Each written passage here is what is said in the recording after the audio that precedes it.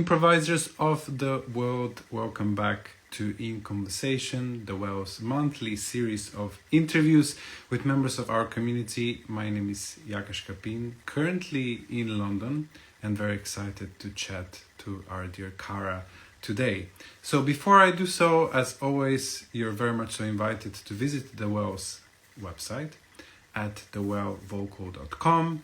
The WELL is a global vocal improvisation network which gathers everyone interested in singing, improvisation, embodiment from any perspective. You don't have to already be an improviser, but even if you're just interested, visit the website, become a member for free or with a contribution, visit the resources page and upload your events and join our community. Today we're going to talk about all the way in 2026. The next chapter of the Vocal Improvisation Master Program created by Rhiannon, who is also the WELS founder.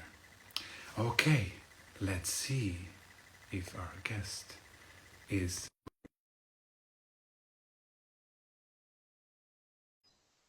Tracy's calling you. Pum, pum, pum, pum. Pum, pum, pum. Hi. Hi. Very nice to see you. Welcome to In Me too. Conversation. I Thank really like you. the colored background, as colorful as your usual outfits. So, That's coming right. in on style. Thank you, Yaka. Thanks for having me. Excited to be here and talk today. Exactly. I mean, we're all very excited about the next chapter of All the Way In. But before we get to that point, I want to ask you about your life and improvisation. I know you've been traveling around many communities, so maybe before you give us, the backstory, how you got into improvisation and so on, maybe we should start with the question of, in your recent travels, what have you observed? Speaking to different singers, vocal improvisation communities, in your eyes, what's going on out there? What most excites you? Yeah.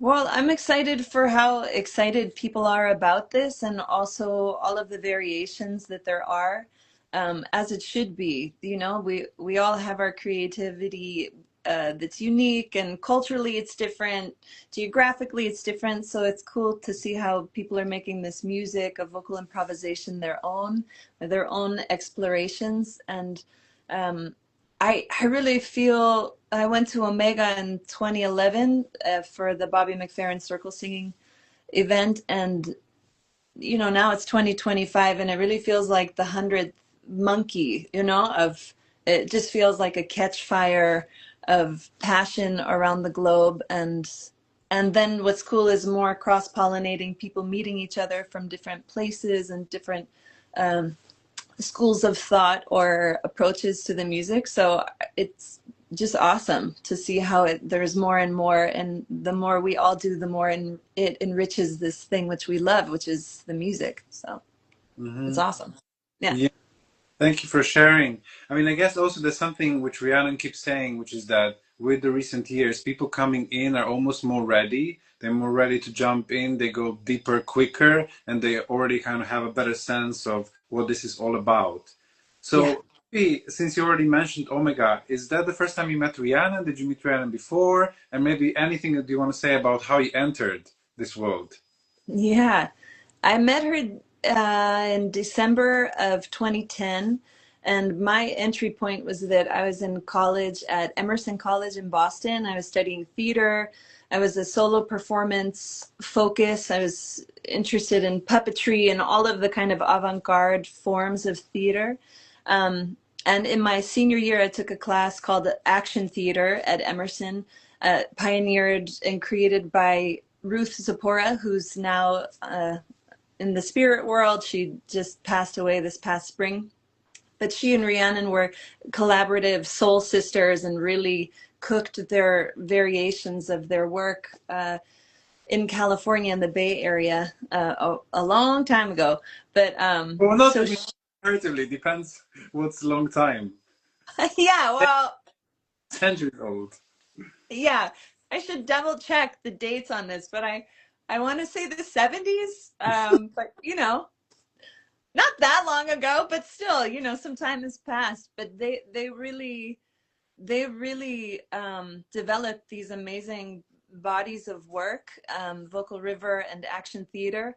And so I found Rhiannon because of Action Theater. I started studying this very um, that this form of improvisation that brings voice and body and does a lot of improvised narrative and made up language or textual sounding language, but it really brings the body um, with it, or we can't really separate them anyway. But Ruth was interested in doing improvised performance and improvised practice, solo or with groups of people in this form called Action Theater. So I started to hear about Rhiannon, and then I was part of an Action Theater practice group in Boston around 2010, and somebody was organizing a workshop with Rhiannon when she was teaching at Berkeley. And then they had a crisis and then asked if I would be the one to help facilitate the group happening and organize the workshop. So I met Rhiannon at her place in Gloucester, Massachusetts, and did a 2-day workshop with her with a bunch of Action Theater students. And I got to do a duet with her, and I felt cellularly changed forever. It was kind of like steered my ship permanently toward her this life, which I'm grateful for. So, and then I did a 10-day course with her, Mele Hakuvale in Hawaii, and then I went to Omega. So it was all in the same. It was about within 9 months, but it was my own fast track in. Yeah, and just before I said centuries ago, because I always feel like, all the way in doing it, it just feels like you build a different perception of time, you build different perception of your ancestry, where you're from, and everything broadens, So Yeah. even if you're thinking about a practice, post-war practice coming from the women's movement, 16s, 70s, 80s, voices Yep. from the rest, it feels like, the ancientness of it, it's very important to people like Rhiannon and our elders in the community. So maybe let me ask you about your Oduin experience then. In a Mm-hmm. good kind of segue, what would you say were your favorite moments or favorite learnings of kind of you going through that process and of course now about to lead it? Yeah. Mm. Yeah. Well, one of the main reasons I love All the Way In is that it's a deep dive. I've done many workshops with Rhiannon that are a weekend or a 10-day, which is also intensive, but there's something about committing. Something happens when we commit to doing a longer form program.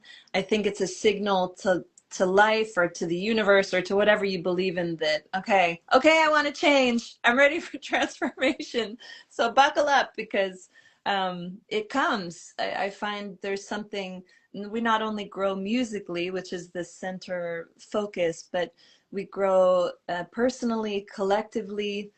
um, I love the transformation process that it brings.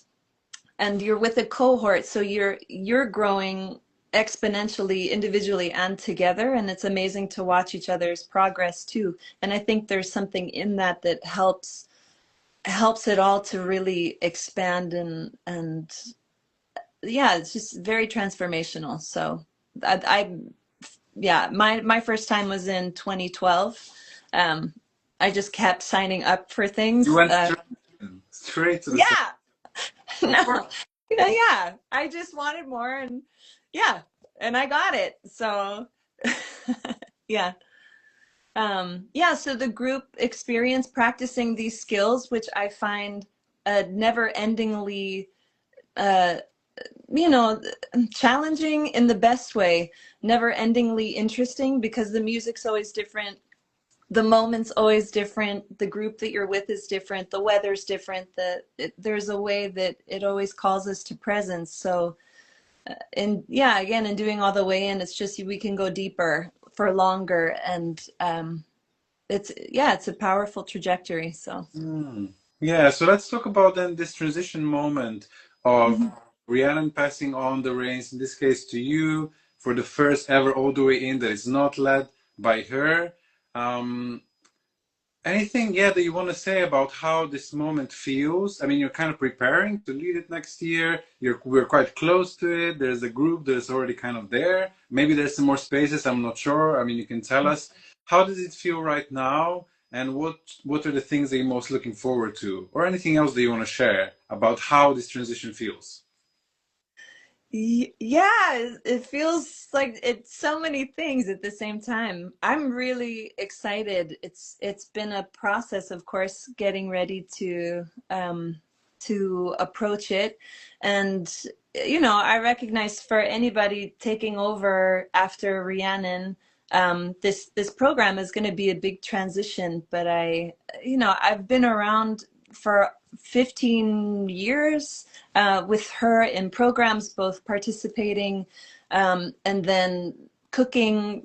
I was a caterer for her for multiple years, and then became a co-pilot for All the Way In, and then have been in a kind of ongoing apprenticeship by her side, and so I feel as ready as I could ever be, and I feel like the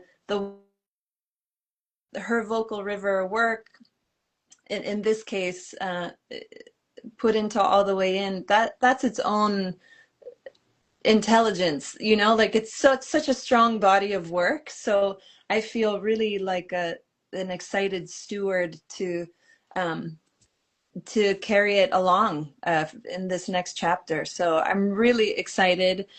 And we've been thinking about how to best format it for this upcoming year, and my feeling from my program in the US was to really simplify it, and to rather than go to different places, to really kind of pull the energy in as we try a new, this transition basically. So I'm really excited to be in a similar bioregion for, February, June, and October, and to really sink in with the nature and the natural world there, to become part of the nature and the natural world there, and to witness that transformation in a place that has strong seasons also, because that's a powerful, we're following winter into spring, summer into fall, and that's potent to sync up with that, because this program is really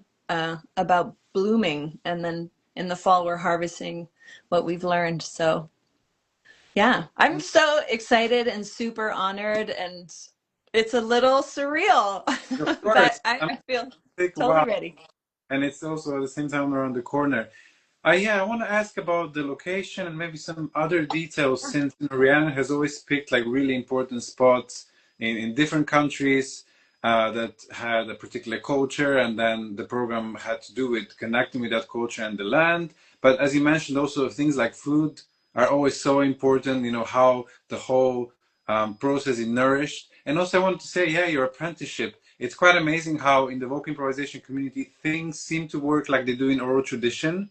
So there aren't many certifications and official guidelines and structure. So it's as it would happen. It's just kind of proximity and people's interest, and then that kind of organic building of true relationships that Yeah. then sometimes we don't know exactly where they're going, and then oh, there is the next step, kind of revealed in front of you. So maybe just a chance to say anything else about this kind of cohort that's going to happen in the States. What do you think? Is there going to be a different focus in your opinion? Of course, it's going to be co-created with the participants, but anything else about sort of the theme and of what we can share? hmm Yeah. Yeah. Great question. Um, yeah. So I chose it's Vermont for the first and the third session, and then Montague, Massachusetts, which is right close to the border of Vermont. I moved there after college in 2007, and I did a year-long apprenticeship with a wilderness school and mentor, and I participated in a lot of programs that it's kind of like hero's journey work with a nature-based container of just transformation. Music wasn't the central theme, but I spent a lot of time on that land, and I feel there's something very potent in Vermont and in the Pioneer Valley that uh, it just has a lot of good medicine. It feels like a hug. I find those mountains and those rivers, they're very grounding. So it for me felt like a natural starting place because it feels like home to me. I've lived in Vermont on and off the last 20 years. And so I feel like what will be different again is that we're not going to different bioregions around the world, but really following the arc of the one that we're in. Um, it's also a wild time in the world, as it has been and as it will continue to be for so many generations. And I kept getting this feeling of, I just want us to go kind of belly to the earth, or just this feeling of closer nature connection. So I have some friends who are master trackers that follow wildlife all around in those mountains and those riverways, and we're going to have some of them in as guests um, to help us drop in and to also work on some traditional hand skills like making fire by friction with bow drill, which is a very powerful process if you haven't done it, that is totally connected to our ancestries, no matter where we're from, and connected to the music and, fire and music and community hearth. And also we'll probably be doing some weaving of natural fibers from that bioregion. And I think also following some plant cycles from seeds to sprouting to full bloom. So the place where we are has epic gardens at the Field Center in Bellows Falls. And yeah, so those themes will be coming in with food and place and nature and us as a part of nature, listening to the nature around us, influencing the music coming through. And that's a big shift. But a lot of it is going to stay the same, the curriculum, keeping on working. But we'll have more special guests with Sophia coming to the first session. We'll be there, and then we have Zahara for a second session in June, and then Zusa Gonçalves from Brazil will be coming up in October. So we're bringing people in from all these different walks of life and in this work to really enrich the program. So it's Amazing. going to be like, woo! It's going to be a delicious soup. Yes, exactly. And Yeah. maybe I also want to ask you, for you, how does it change your process when music is at the center? Because I know that you've done various disciplines, from theater, things that are more movement based. And of course, here we also think about embodiment a lot. But I just wonder, looking back or in your practice nowadays, what is different when music is at the center? What can this offer that maybe other practices cannot, or what is easily accessed? What kind of enhances or catalyzes when we put music in the center for you? Mhm. Oh yeah, great question. Um, I think, I think there is something undeniably powerful about singing together, or singing alone, singing together. It's so ancient, it's so in our marrow to know to do so. And at least in the US, things are really compartmentalized for who's allowed to sing, who's not, who's an artist and who's not, a dancer, who's not. The arts are really kind of chopped, people are chopped apart and segmented. And so I think having music at the center is a call to come home in ourselves and to remember what it is to really be the best of what we can be as humans, which I think music helps us remember. So I think also there's something very powerful when we put sound in our bodies when we're singing and vibrating. In my experience personally, and also in witnessing people, it's it's very deep and personal, and can also be challenging and triggering, and like all of the things come up. But also there, with focusing on the music, there's also something much bigger we can come back to, that um, is just our birthright. It's something, again, I feel like it's the heart of who we are. And I think it's where we want to be more of the time as a species than we even know. And so, Yeah, that's the thing really about a longer program, right? Because if you go to workshops, even if you go monthly, it's kind of easy to slip back into your everyday life. You know, I meet lots of people that come and they say, I would love to do this more, but I kind of get wrapped up in other things. And Odin, for me, it's very particular because people come to it when their life is already changing or about to change. So it kind of follows, someone's personal shift and transition, and then there's also of course the collective one that is kind of undeniable and also unstoppable and also irreversible for it just kind of keeps on going from that point onwards. But also when you were talking about home and kind of also looking inwards and looking at the seasons of the same place, I mean that's also an amazing thing that Rianne is now going through, actually taking a break or mhm. being sabbatical for the first time. I recently had a chat with her and she said 50 years of teaching and now the first break. So 50 years and now, a Yeah. time to be home for more than a month, or for more than one Yeah. season. So it also feels like a great invitation of, what is there that can be or should be, you know, um, held close to one's heart, and this idea of home and lineage. It feels like a really important moment. Hmm. Hmm.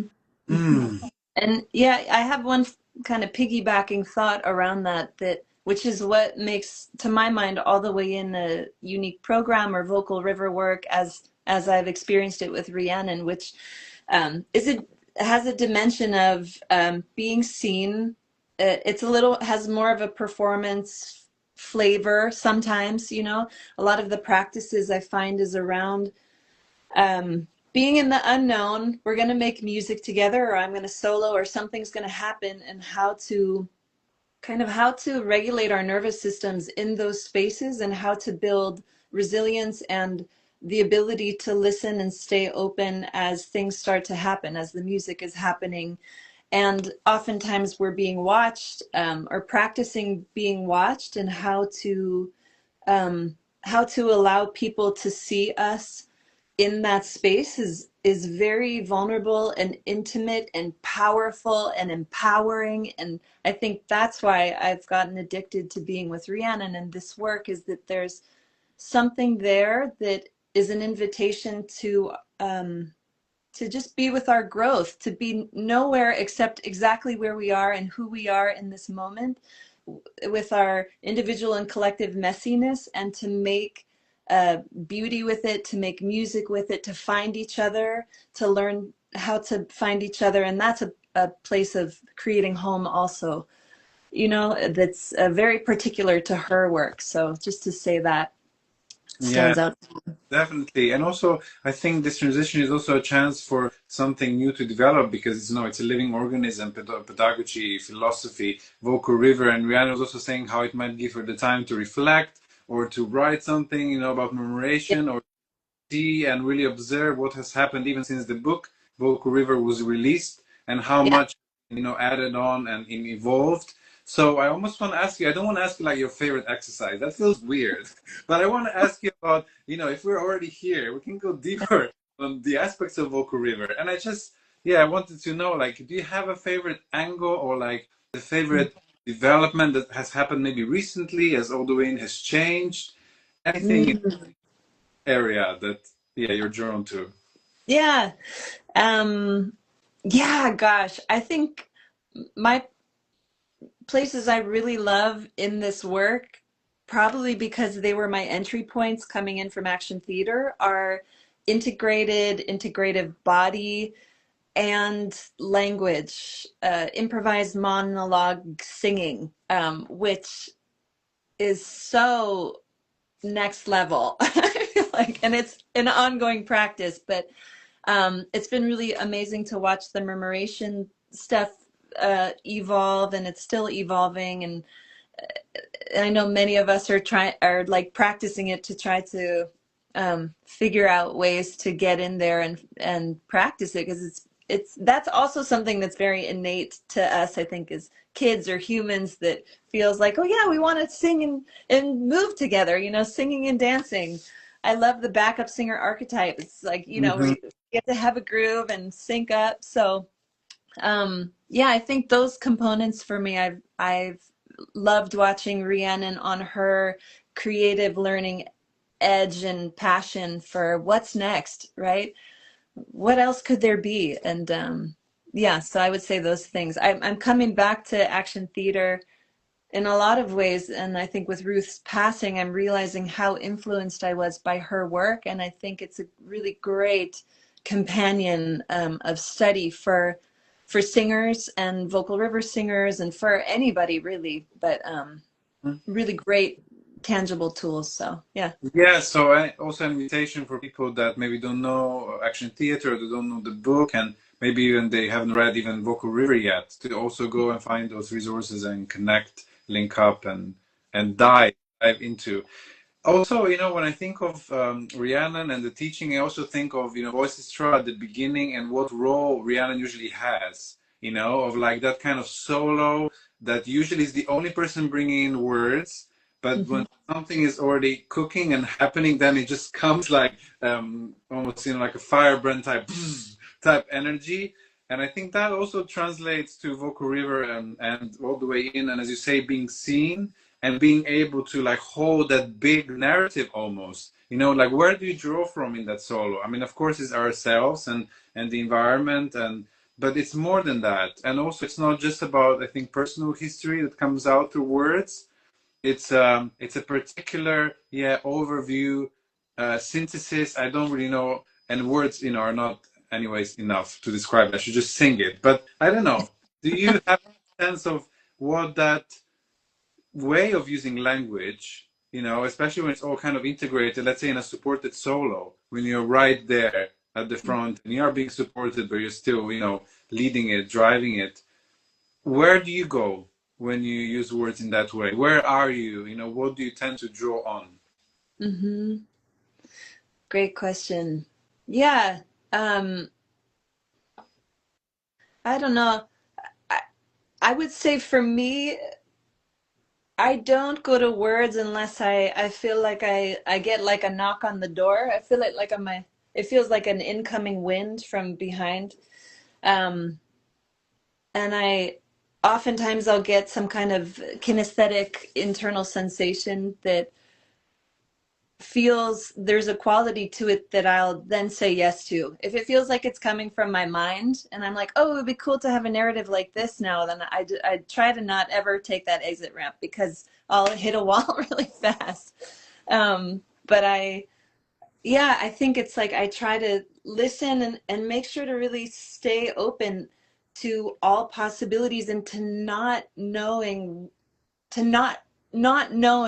what I'm going to say next is its own commitment and practice, because language is its own vulnerable thing. We're used to making sense and feeling like we should make sense, or let me finish, you know, this trajectory. So that's its own deep dive practice to kind of mess with our brain synapses for language and to make sure that we can stay open to all the information that might be available, all the stories that might be available that, you know, may not have nothing to do with me as Kata, you know, or like, whoa, I don't know what that was. That feels like the magic. And Rhiannon, yeah, if anybody's seen her perform, has that superpower. And I see that again with Ruth, for sure. She was the most brilliant language monologuer I've ever witnessed. And I see how they influenced each other and that kind of going beyond the beyond of possibilities. So I think it's something we can all be inspired by and keep practicing. But yeah, I try to be on the ride and not let it come from here. Yeah, exactly.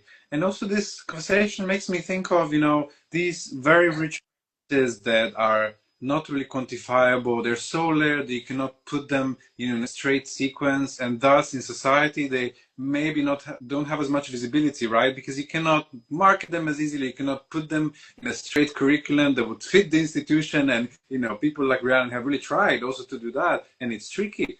It's Yeah. hard, and so it makes me think that there are many people such as Ruth and Rhiannon that we have in our lives as musicians and singers. So it's just an invitation for us all to think of how we're honoring them, how we're mentioning them, how we're relating, to Yeah. our teachers. So I wonder if there's anything that comes to mind, on this. I know that through the Well, and Rhiannon does this in a very generous way. She's the founder, but really right now it's like the Well is for the global work improvisation community, which does so many different kinds, Yeah. of improvisation, as you said at the beginning, from all these perspectives. So how do you approach honoring multiplicity? I mean, it sounds like a big question, but we all have all these influences and references.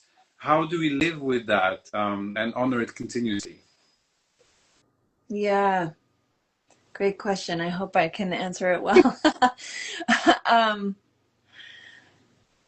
I try. I think naming lineages is really important, and and so anytime I teach anything of hers or I have an opportunity, I try to just name the names a lot, um, and still with Ruth, even though she's an ancestor now, it's like she is alive, she is here. Her work is its own being. Also Bobby McFerrin, and also sometimes I'll say just, thanking all of the people that I don't know about who are long before Bobby McFerrin, who are doing these experimental, very enlivening forms of music making, community music making, aliveness, experimentation. I mean, that's very in us as a species, I think. So honoring the creative spirit that is its own entity, I think, and I just try to name and acknowledge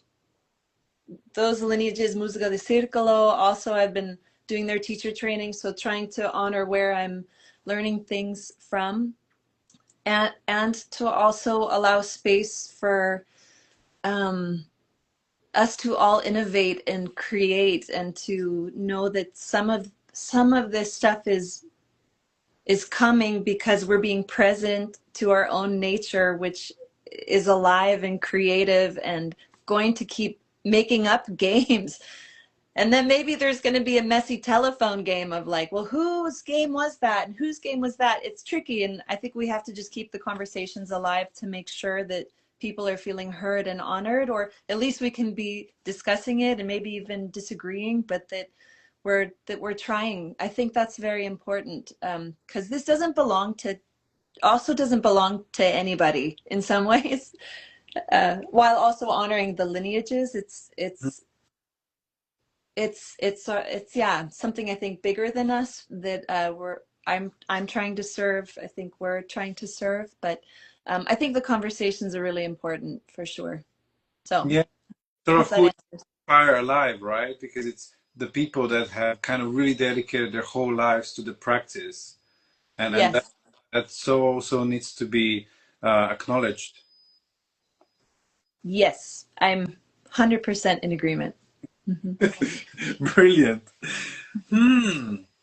I almost feel like this is a maybe good time for a final question. And I also realized that I didn't really, set it up in kind of a way that people that don't know Rhiannon all the way in would understand. We didn't kind of frame it, but I just felt it was important to go all the way in as we would and get right to the details. But of course, like, people are welcomed to go to Rhiannon's website, rhiannonmusic.com, if they don't know about Vocal River. And also they'll find information there about All the Way In, right, and many other things.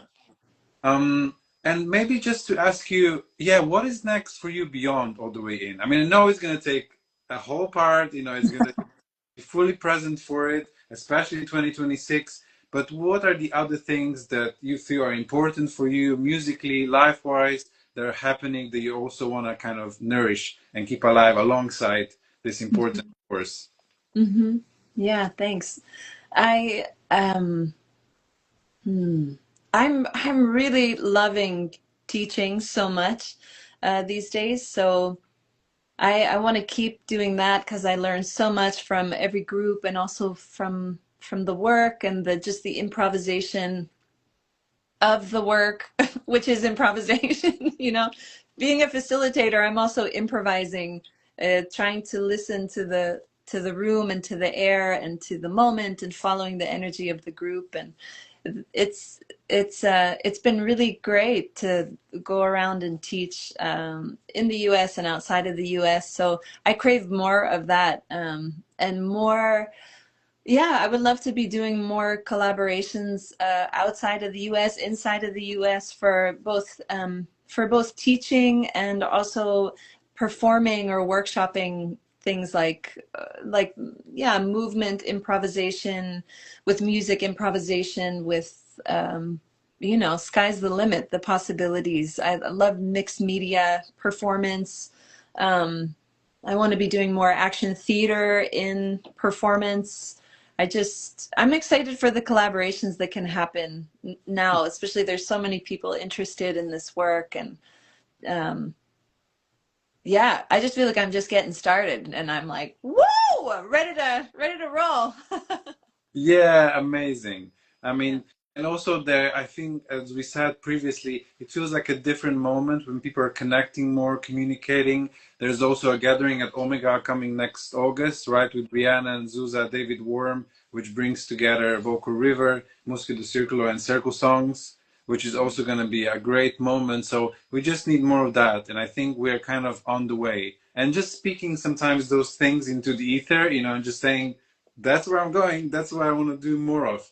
Already makes more of a difference. Yeah, it's true. It's true. Yeah, it's great. I will say for all the way in, there are a few spots left. We're getting fuller and fuller, which is super exciting for 2026. We have a great cohort that's forming. And so if you're interested, yeah, you can go to Rhiannon's website and hope to see everybody somewhere in 2026. Exactly. And also to find more ways of sharing this work, you know, and seeing like which moments can be kind of seen, and hopefully we're doing like our bit also here at the WOW. And again, as we complete the conversation, also an invitation to go to the WOW's website, become a member, post your events, and just share and keep on connecting. Cara, it's been such a pleasure. I almost want to give you the floor. I don't know if you want to sing something or say something or express anything else. I'm here. I might give you a beat or something, but no, as an Like unplanned. you're gonna drop a beat? You're gonna drop a beat, Yaka? Okay, I'll give you the. I mean, this is experimenting on Instagram. So let's see. I'll try and give you something percussive, and you just do something on top, and we'll see how we feel. Okay? Great. Okay. Yeah, it's totally. This is part of it. Uh You huh. can't be afraid to be weird.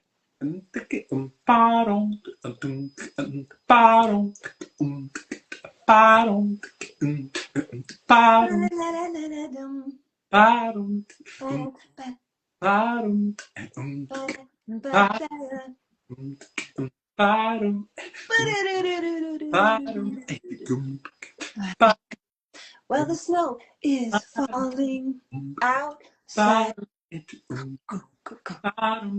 It's trying to be cold and real dark right now.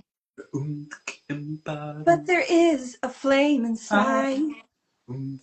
It's not going anywhere. There is a flame inside that's getting brighter and brighter.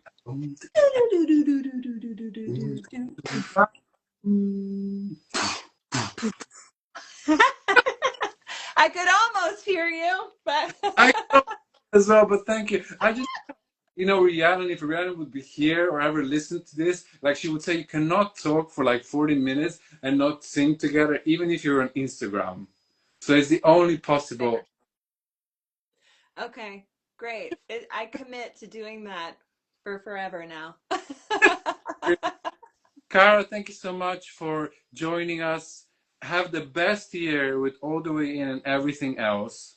Thank you. And see you soon in person and online. Yes. Thank you, Yaka. Appreciate it.